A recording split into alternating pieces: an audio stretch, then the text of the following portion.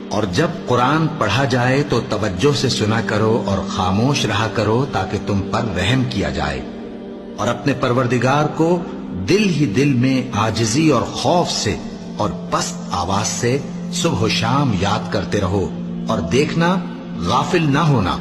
اور جب قرآن پڑھا جائے تو توجہ سے سنا کرو اور خاموش رہا کرو تاکہ تم پر رحم کیا جائے،